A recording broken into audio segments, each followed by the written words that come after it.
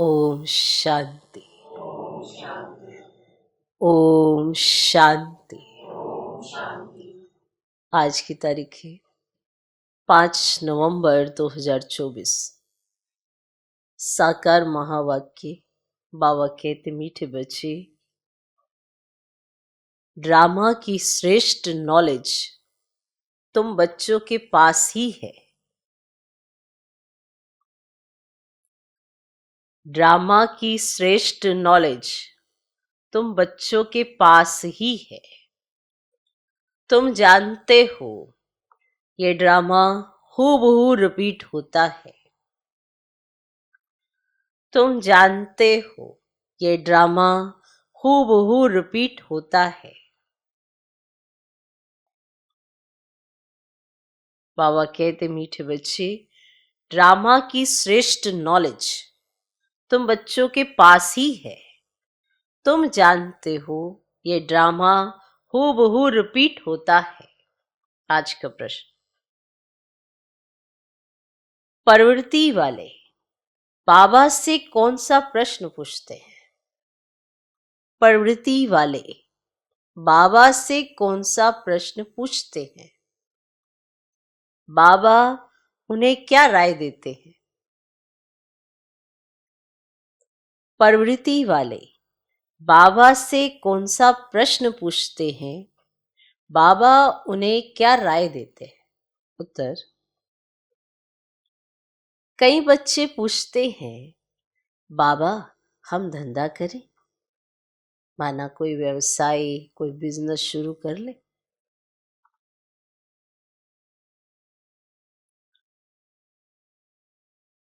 बाबा कहते, बच्चे धंधा भल करो, लेकिन रॉयल धंधा करो।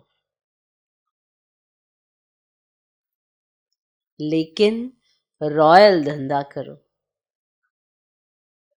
ब्राह्मण बच्चे छी धंधा, शराब, सिगरेट, बीड़ी आदि का नहीं कर सकते। ब्राह्मण बच्चे छी धंधा, शराब, सिगरेट, बीड़ी आदि का नहीं कर सकते, क्योंकि इनसे और ही विकारों की खींच होती है। क्योंकि इनसे और ही विकारों की खींच होती है। ठीक, तो कई बच्चे पूछते हैं, बाबा हम धंधा करें। बाबा कहते, बच्चे धंधा भल करो, लेकिन रॉयल धंधा करो। ब्राह्मण बच्चे छी धंधा, शराब, सिगरेट, बीड़ी आदि का नहीं कर सकते, क्योंकि इनसे और ही विकारों की खींच होती है। ओम शांति। रूहानी बाप रूहानी बच्चों को समझा रहे हैं। अब एक है रूहानी बाप की श्रीमत, दूसरी है रावण की आसुरी मत। आसुरी मत बाप की नहीं कहेंगे, रावण को बाप तो नहीं कहेंगे ना, वह है रावण की आसुरी मत। अभी तुम बच्चों को मिल रही है ईश्वरीय मत। क्या मिल रही? कितना रात दिन का फर्क है। बुद्धि में आता है ईश्वरीय मत से दैवी गुण धारण करते आए हैं। ईश्वरीय मत से दैवी गुण धारण करते आए हैं। लिखो, ये बात बुद्धि में आती है। जब हम ईश्वरीय मत पर चलते हैं तो हमारे अंदर दैवी गुण आते जाते हैं।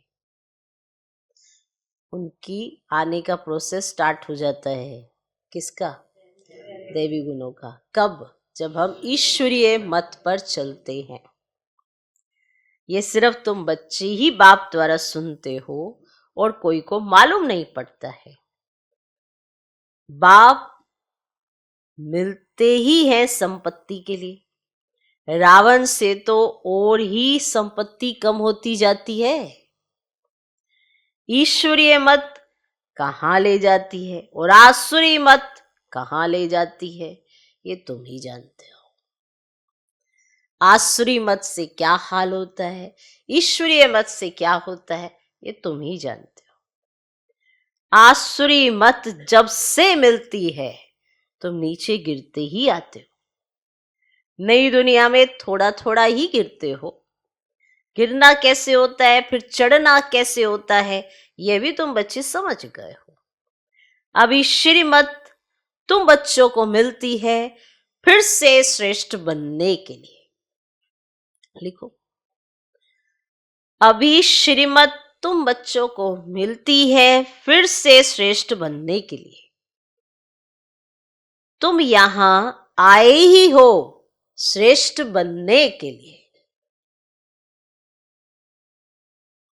आई हो श्रेष्ठ बनने के लिए। तुम जानते हो हम फिर श्रेष्ठ मत कैसे पाएंगे?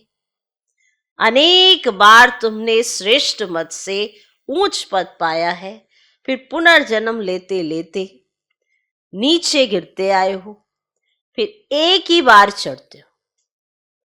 नंबरवार पुरुषार्थ अनुसार तो होते ही है। बाप समझाते हैं टाइम लगता है। पुरुषोत्तम संगम युग का भी टाइम है ना, पूरा एक्यूरेट। ड्रामा बड़ा एक्यूरेट चलता है और बहुत वंडरफुल है। बच्चों को समझ में बड़ा सहज आता है। बाप को याद करना है और वर्षा लेना है बस। परंतु पुरुषार्थ करते हैं तो कईयों को डिफिकल्ट भी लगता है। इतना ऊंचते ऊंच पद पाना कोई सहज थोड़े ही हो सकता है। बहुत सहज बाप की याद और सहज वर्षा बाप का है। सेकंड की बात है, फिर पुरुषार्थ करने लगते हैं तो माया के विघ्न भी पड़ते हैं। रावण पर जीत पानी होती है। सारी सृष्टि पर इस रावण का राज्य है। अभी तुम समझते हो हम योग बल से रावण पर हर कल्प जीत पाते आए हैं, अब भी पा रहे हैं। सिखलाने वाला है बेहद का बाप। भक्ति मार्ग में भी तुम बाबा बाबा कहते आए हो, परंतु पहले बाप को नहीं जानते थे, आत्मा को जानते थे। कहते थे चमकता है भृगुटी के बीच में अजब सितारा, तो आत्मा को जानते हुए भी बाप को नहीं जानते थे। कैसा विचित्र ड्रामा है। कहते भी हैं हे परम पिता परमात्मा, याद करते थे, याद करते थे, फिर भी जानते नहीं थे। ना आत्मा के ऑक्यूपेशन को, ना परमात्मा के ऑक्यूपेशन को पूरा जानते थे। बाप ही खुद आकर समझाते हैं। बाप बिगर कब कोई रियलाइज करा न सके। कोई का पाठ ही नहीं। गायन भी है ईश्वरीय संप्रदाय, आसुरी संप्रदाय और दैवी संप्रदाय है। बहुत सहज, परंतु ये बातें याद रहे, इसमें ही माया विघ्न डालती है। श्रेष्ठ बनने की बातें याद रहे, इसमें ही माया विघ्न डालती है, भुला देती है। क्या करती है? भुला देती है। बाप कहते हैं नंबरवार पुरुषार्थ अनुसार याद करते करते जब ड्रामा का अंत होगा, अर्थात पुरानी दुनिया का अंत होगा, तब नंबरवार पुरुषार्थ अनुसार राजधानी स्थापन हो ही जाएगी। अब शास्त्रों से ये तो बात कोई समझ ना सके। गीता आदि तो इसने भी बहुत पढ़ी है ना। अब बाप कहते इसकी कोई वैल्यू नहीं। गीता आदि तो इन्होंने भी बहुत पढ़ी है, तो अब बाप कहते इसकी कोई वैल्यू नहीं। परंतु भक्ति में कन रस बहुत मिलता है, इसलिए छोड़ते नहीं। माना उनको लगता हम कुछ कर रहे हैं, है वो कन रस, पर उनको लगता हम कुछ कर रहे हैं, और अगर वो भी ना करे तो ये तो समझ आएगा ही नहीं, तो इसीलिए वो उसको छोड़ते ही नहीं, क्योंकि कन रस बहुत है। तुम जानते हो सारा मदार पुरुषार्थ पर है। धंधा आदि भी कोई का रॉयल होता है और कोई का अच्छी चीज धंधा होता है। शराब बीड़ी सिगरेट आदि बेचते हैं, यह धंधा तो बहुत खराब है। शराब सब विकारों को खींचती है। किसको शराबी बनाना यह धंधा अच्छा नहीं। अब शराब बेचेंगे तो शराब पिएंगे लोग, तो ये धंधा करना ये तो अच्छा धंधा नहीं। बाप राय देंगे युक्ति से यह धंधा चेंज कर लो, युक्ति लगाओ और ये धंधा चेंज कर लो, नहीं तो उच्च पद पा नहीं सकेंगे। बाप समझाते हैं इन सब धंधों में है नुकसान, बिगर अविनाशी ज्ञान रत्नों के धंधे के। बल ज्वारात का धंधा करते थे परंतु फायदा तो नहीं हुआ ना, करके लखपति बने। इस धंधे से क्या बनते हैं, क्या बनते? बाबा पत्रों में भी हमेशा लिखते पद्मा पदम भाग्यशाली, सो भी 21 जन्मों के लिए बनते। तुम समझते हो बाबा हमको क्या से क्या बनाते हैं? ये भी समझते हो कि बाबा कहते बिल्कुल ठीक है। हम सो ये देवी देवता थे, फिर चक्र लगाते लगाते नीचे आते हैं और सृष्टि के आदि मध्य अंत को भी जान गए हो। नॉलेज तो बाप द्वारा मिली है, परंतु फिर दैवी गुण भी धारण करने हैं, अपनी जांच करनी है। हमारे में कोई आसुरी गुण तो नहीं है। जांच करनी किसकी? अपनी ही जांच करनी है कि हमारे में कोई आसुरी गुण तो नहीं है। ये बाबा भी जानते हैं। हमने अपना ये शरीर रूपी मकान किराए पर दिया है। ये बाबा भी जानते हैं कि हमने अपना शरीर रूपी मकान किराए पर दिया है। ये मकान है ना, इसमें आत्मा रहती है। हमको बहुत फक्र रहता है, भगवान को हमने किराए पर मकान दिया है। ड्रामा प्लान अनुसार और कोई मकान उनको लेना ही नहीं है। कल्प कल्प ये मकान ही लेना पड़ता है। इनको तो खुशी होती है ना, परंतु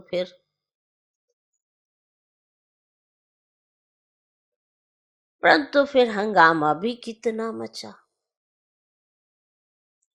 ये बाबा मतलब ब्रह्मा बाबा, ये बाबा हंसी कुकड़ी में कब बाबा को कहते हैं, बाबा आपका रथ बना तो हमको इतनी गाली खानी पड़ती है।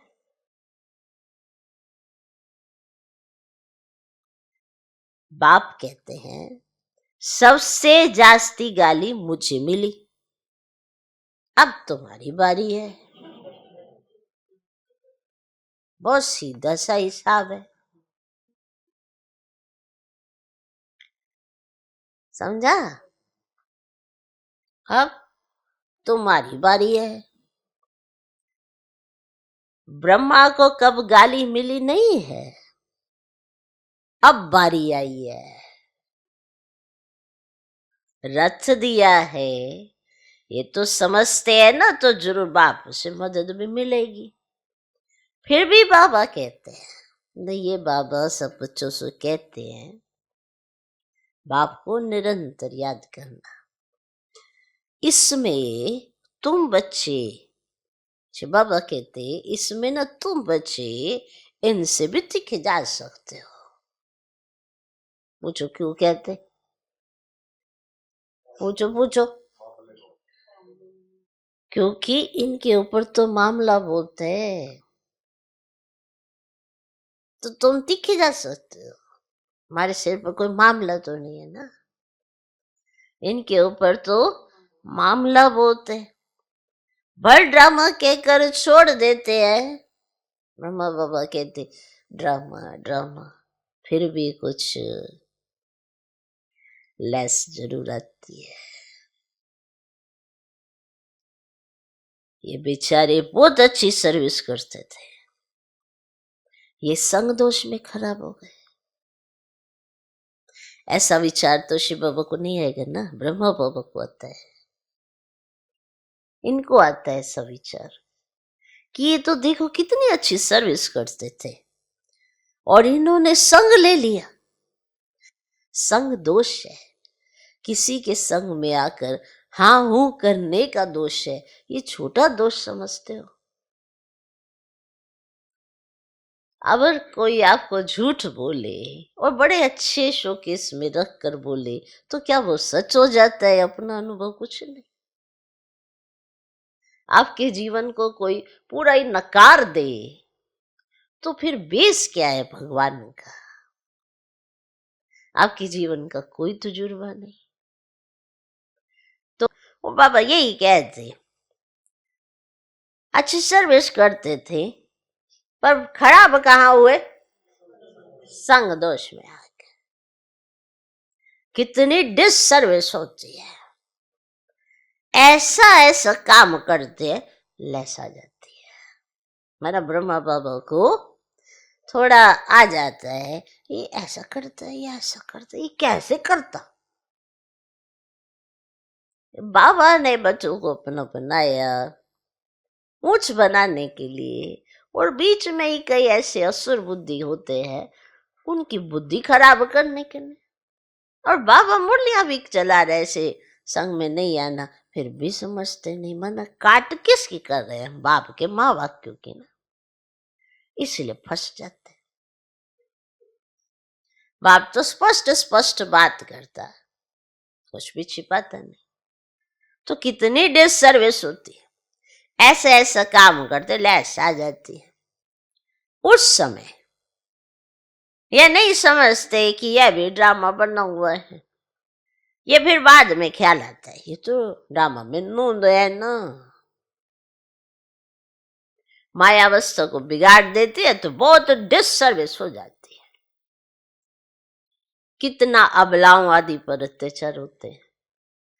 अभी कैसे होते हैं? मान लो कोई अंदर ही होगा और दे अभिमान वश उसने उल्टा सुल्टा बाहर जाके कह दिया, तो बाहर वाले सोचे ये तो अंदर रह के आया है ना, इसको तो सब पता होगा, तो उसकी बात पे सब यकीन करेंगे। ये भी पता होगा कि ये इसकी बुद्धि तो खराब है, पहले भी वो ऐसा ही है, फिर भी उसकी बात पे यकीन करेंगे। तो बाहर में जब आके ऐसे डिसर्विस करेंगे तो क्या हाल होगा? तो घर घर में ऐसी खबरें फैलेंगी, तो लोग जो ऐसे सीधे साधे सिंपल होंगे ना, अब लाए, उनको फिर बंधन डाल देते हैं कि तुमको वहां नहीं जाना, तुमको ऐसा नहीं करना। सोचो जिसकी बुद्धि की तार भगवान के साथ जुड़ी हो, जो नाच रहा हो, अचानक से उसके पाँव में बेड़िया कोई डलवा दे, कैसा लगता है? तो ये जो संग दोष में आना, फिर उनका संगठन भी बन जाता है, फिर बाहर जाके वो उल्टी उल्टी बातें फैलाते हैं, तो ही निरादर होता है। ये है सतगुरु का निंदक, ठोर न पाए। तो कितना अबलाओं आदि पर अत्याचार हो जाते हैं। यहां तो खुद के बच्चे ही कितने डिसर्विस करते हैं, खुद के बच्चे ही कितने डिसर्विस करते हैं, उल्टा सुल्टा बोलने लग पड़ते हैं। अभी तो बच्चे जानते बाप क्या सुनाते हैं, कोई शास्त्र आदि नहीं सुनाते। अभी हम श्रीमत पर कितना श्रेष्ठ बनते हैं, आसुरी मत से कितना भ्रष्ट बने। टाइम लगता है ना, माया की युद्ध चलती रहेगी। अभी तुम्हारी विजय तो जरूर होनी है। ये तुम समझते हो शांति धाम सुखधाम पर, हमारी विजय है ही। कल्प कल्प हम विजय पाते रहते हैं। इस पुरुषोत्तम संगम युग पर स्थापना और विनाश होता है।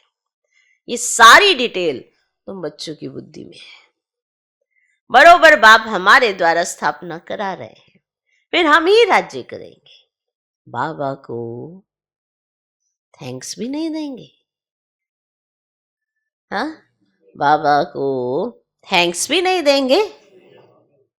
बाप कहते ये भी ड्रामा में नूंद है, मैं भी इस ड्रामा के अंदर पार्टदारी हूं, ड्रामा में सबका पार्ट नूंदा हुआ है। अब बाबा ने आपको बचाया तो आपको कितना ना शुक्रिया करना चाहिए। तो कहा थैंक्स नहीं देंगे, इतनी बड़ी लॉटरी आपको देते हैं तो ड्रामा में सबका पार्ट नूंदा हुआ है, शिव बाबा का भी पार्ट है, हमारा भी पार्ट है। हाँ, फिर थैंक्स देने की बात नहीं।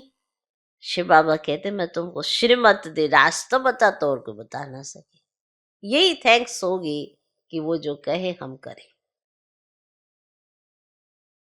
अब अपनी ना चलाएं, अब अपनी बुद्धि ना लगाएं, या दूसरों के द्वारा मिली हुई बुद्धि की दृष्टि से ना देखें, यही थैंक्स होगी।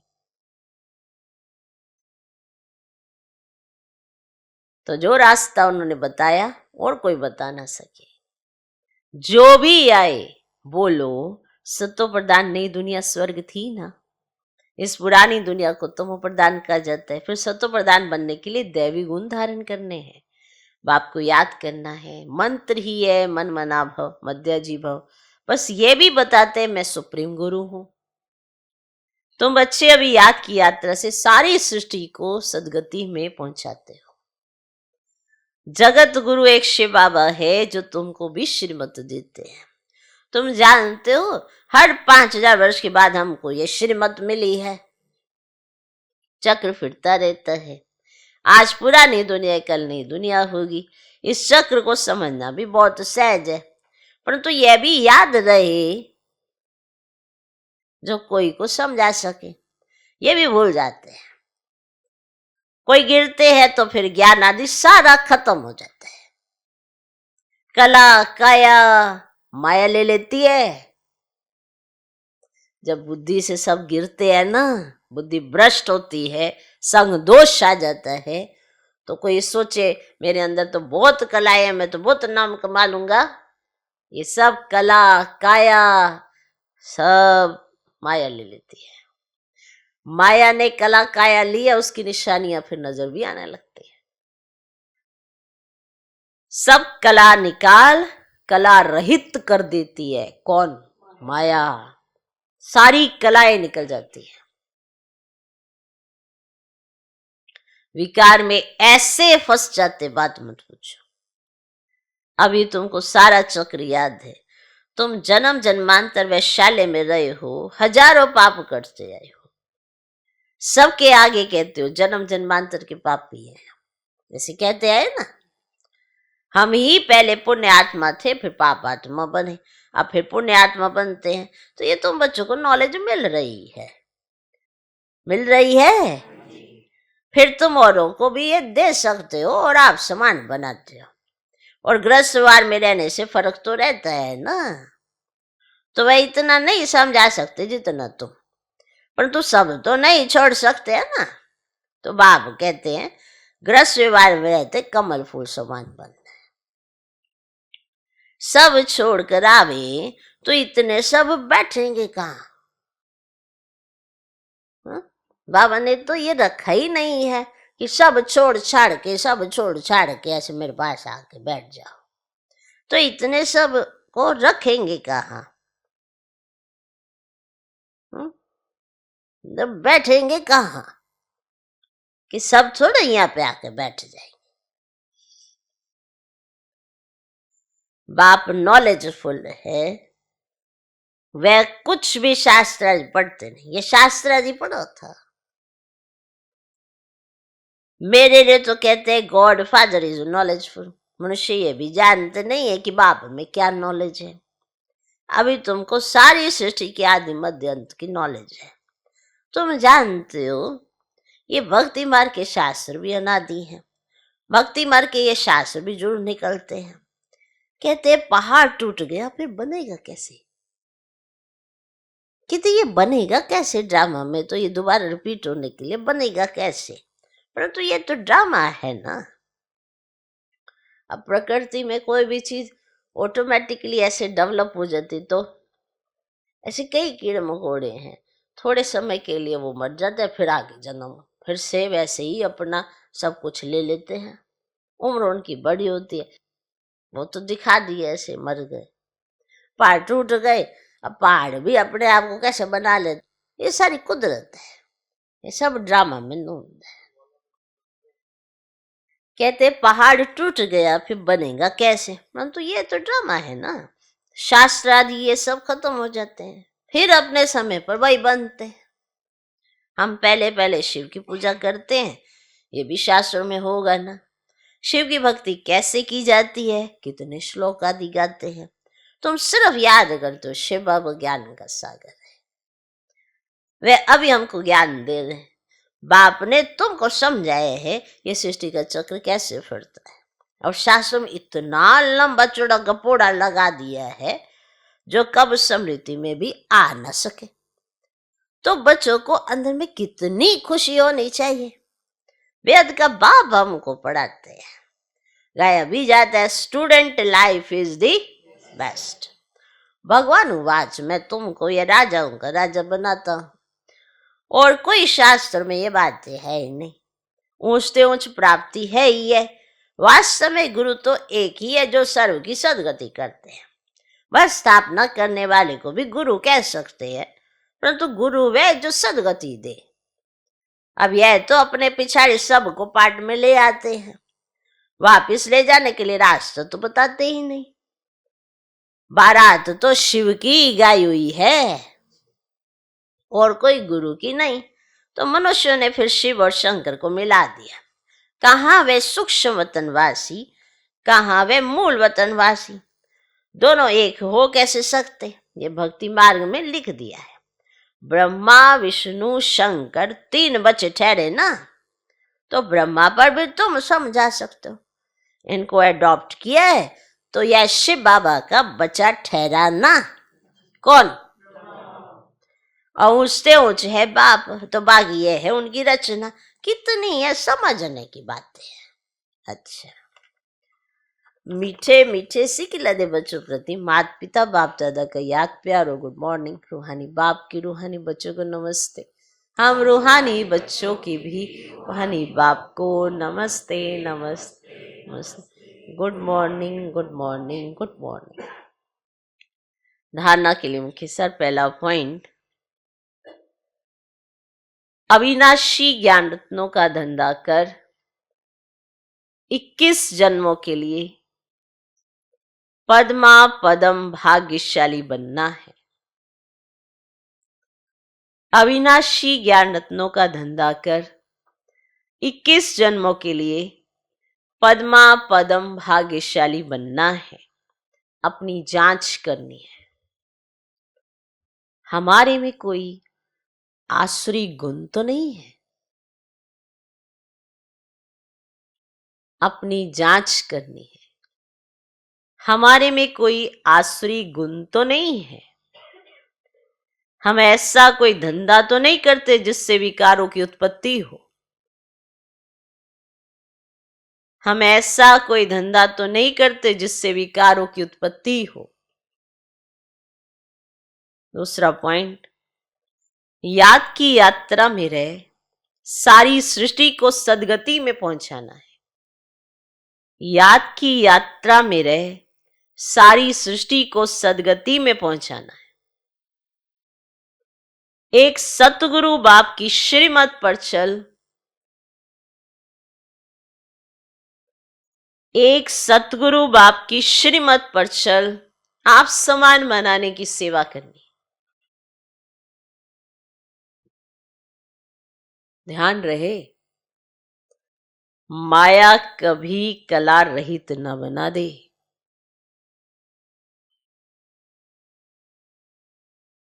ध्यान रहे, कई बार होता है ना, कोई किसी की कलाओं से गुणों से बड़ा प्रभावित हो जाता है। चलो ये बातें तो नेगेटिव करता है पर इसके अंदर कला तो है, ये गुण तो है। लेकिन जो बातें नेगेटिव करता है वो कलाएं रहेंगी कब तक? वो कलाएं चली जाएंगी।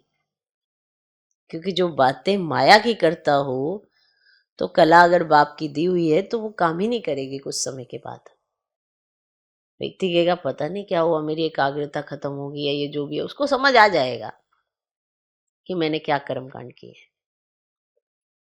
तो ऐसा ध्यान रहे कि माया कभी कला रहित ना बना दे। आज का वरदान, बुराई में भी अच्छाई का अनुभव करने वाले निश्चय बुद्धि बेफिक्र बादशाह भव। बुराई में भी अच्छाई का अनुभव करने वाले निश्चय बुद्धि बेफिक्र बादशाह भव। अब यहां कहाँ है बुराई, कहाँ है अच्छाई? माना चारों दिशाओं में कितनी तमो प्रधानता है, फिर भी आपको याद रहना चाहिए कि बाबा हमारे साथ है, हमारे लिए हर बात में कल्याण है। अगर निश्चय इतना है ना, तो बुराई आप पर असर नहीं करती है।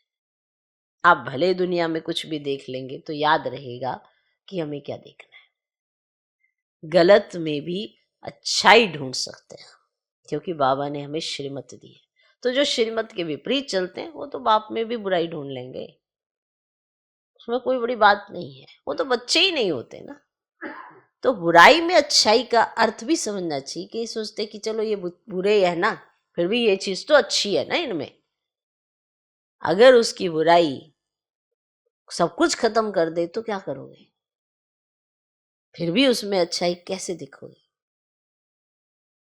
तब देख सकते हो जब बाप के साथ पारदर्शी हो गए, जब भगवान के साथ ट्रांसपेरेंट हो गए, तब आपको अच्छाई दिखेगी कि बाबा ने इसमें भी गुण भरे, बाबा ने इसमें विशेषता भरी, बाबा ने इसको उठाने की बड़ी कोशिश की, चलो इसमें भी कल्याण है।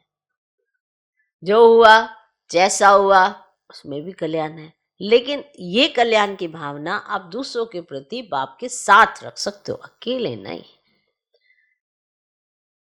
अकेले किसी का भला करने चाह रहे हो, किसी की गलत बातों को अपने अंदर समा रहे हो, तो वो बातें आप पर असर जरूर करेंगी, क्योंकि आपके साथ बाप नहीं है।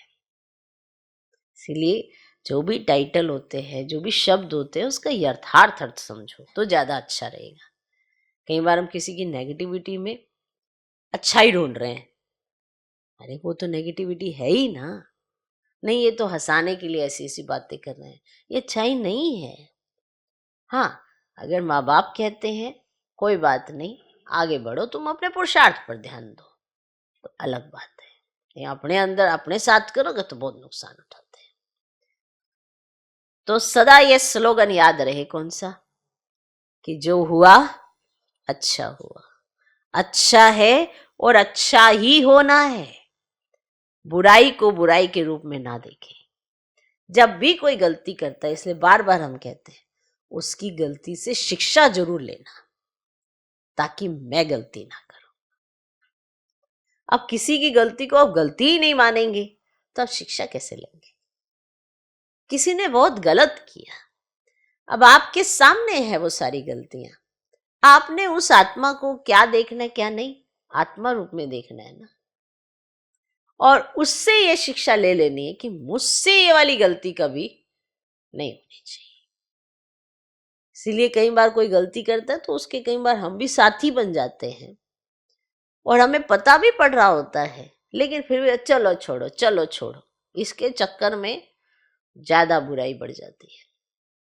शिक्षा लें कि ये जो भूल इस आत्मा ने की है, मैं कभी ना करूं।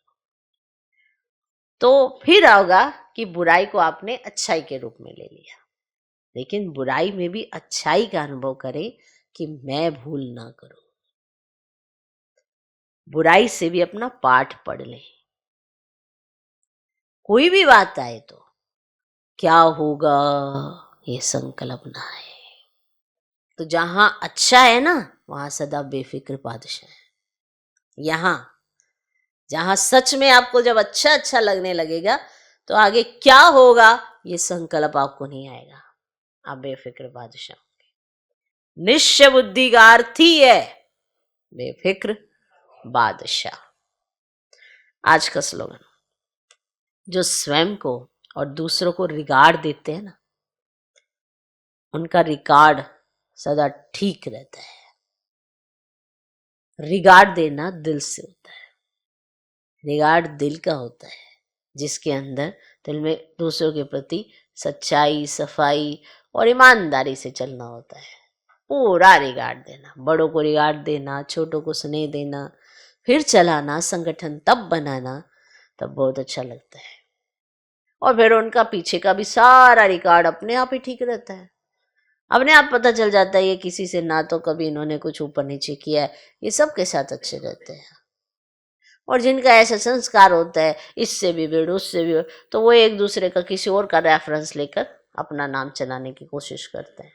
होता है, उनका रिकॉर्ड से ही देखा जाता है कि अरे ये यहाँ भी लड़ लिया, ये वहां पे लड़ लिया, इसको ये पसंद नहीं आ रहा, इसको वो पसंद नहीं आ रहा। तो जो स्वयं को और दूसरों को रिगार्ड देता है, खुद को भी तो रिगार्ड दो ना। अगर जो आप बोल रहे हो उन शब्दों से आपका भी तो मन खराब हो रहा है, तो फिर आप अपने आप को भी रिगार्ड दो, दूसरा का भी मन खराब कर रहे हो। इस बात की सोच रखो कि दूसरे का मन खराब करोगे, इसका बोझा कितना चढ़ेगा, कभी भी मन शांत नहीं होगा। तो जो स्वयं को व दूसरों को रिगार्ड देते हैं, उनका रिकॉर्ड सदा ठीक रहता है। ओम शांति।